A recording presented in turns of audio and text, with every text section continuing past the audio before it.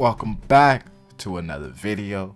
Today I'm talking about Hashirama versus the Akatsuki, and the fight's not close. No version of the Akatsuki can beat Hashirama. Unlike a Madara fight where it's contingent on a couple of things, the Hashirama fight is more straightforward. Wood clones he has access to. He has access to his wooden golem, his thousand hands technique, his sage mode, and you can't really inflict him with poison since he self heals himself. Everything about him is broken. The Hashirama cells are still used in Boruto. 1. 2. He is the Deus Ex Machina for anyone trying to become increasingly more powerful. Hey, yo, you need a new arm? Hashirama cells. Hey, you need expediting healing, or just you need to be more powerful? Hashirama cells. He is the driving force in much of Naruto and Naruto Shippuden for many of the upper echelon characters. Even Madara, when he was brought back from Rinne Rebirth, the first person he go see is Hashirama to take his wood nature from him. Not wood nature, his sage mode nature from him, so he can use sage jutsu. He knew none of the Hokages matter. Even Hiruzen, who is claimed to at his prime to be the strongest, he went after Hashirama first. Of course. So Sasori's poison doesn't affect him. Deidara's explosions would not affect him because he would come back from it like nothing. And his wood clones can do exactly the same as Hashirama does. It's so eerily similar, unlike shadow clones, that even Madara, granted he was tired, cannot tell the difference. So nothing can affect him. And of course, Hashirama, since he fought with Madara multiple times, may have been caught in a genjutsu a couple of times.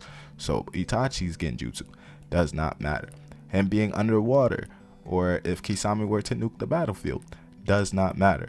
If Pain tries to use Shabaku Tensei, or planetary destruction, he will catch it and throw it back in space. So there is no version of this fight where any of the Akatsuki walk out on front if they decide to jump him. Now, I retract that statement. There's one way there's one way that they can win, but that is only with Hidan's technique. Since Hashirama, at least in this what if fight,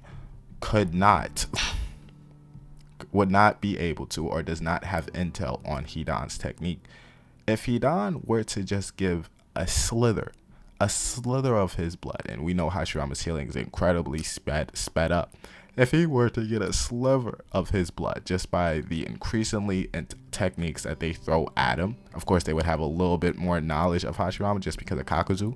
However, Kakuzu survived that fight. But they would have a little bit of knowledge. If Hidan were to able to get a lick of blood, just a small little lick of blood, then they would be able to win a fight against Hashirama. But that is a very, very small percentage that Hashirama allows that in a fight. Of course, there will be scraps, there will be bruises, there will maybe even blood on the floor.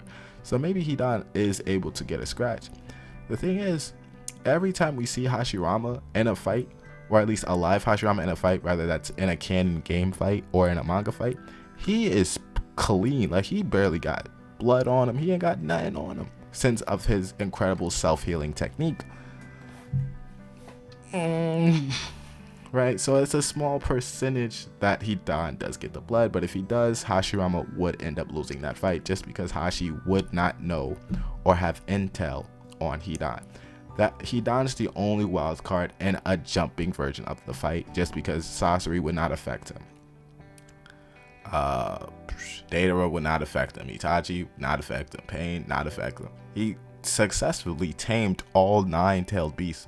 He is so overpowered that he does not decide, especially when he became friends with the Uzumaki, to put the 9-tailed beast inside of him, which may have prolonged his life and getting him a bigger amp. He he allows the Uzumaki clan, maybe as a peace offering, to have the Nine Tails and implant it in the wife so it can be passed down within the village. He was not worried. He gave away each tailed beast to each different nation as a form of peace offering so that they would leave the growing leaf village alone. Of course that doesn't work, but he gives them as a peace offering, as a diplomatic offering. Be like, hey, yo, we trying to grow our village. We really don't want war, as we don't want child soldiers out there. We don't want what happened during the Warring States period, during Hashirama's time. Again, since he lost 2 of his brothers, most likely his father, and much of his family, much of his close friends in the war, even evident of his broken friendship and broken brotherhood with Madara because of that war. So he doesn't want that to happen. So he gives it away. He gives away all these tailed beasts, and he's not worried. He knows if any of the villages try to test him, he'll handle it. So there's no version of this fight that would, of course, that the Akatsuki can win. The wild card is, of course, Hidan, but you can debate that in the comments. I'll debate that with y'all within the comments, of course, just because Hidan's technique does need intel behind it. Everyone else, you don't relatively need intel for, at least for Hashirama. It's just Hidan, you really do, of course. Like and subscribe. Reanimated Akatsuki versus alive Madara. Alive Hashirama. That would probably go to the Akatsuki since Hashirama has to seal them each individually, which he can. He has more than enough chakra. So that goes to Hashi. Yeah. It's just Hidan, alive Akatsuki versus Hashirama. And Hashirama folds all the Akatsuki.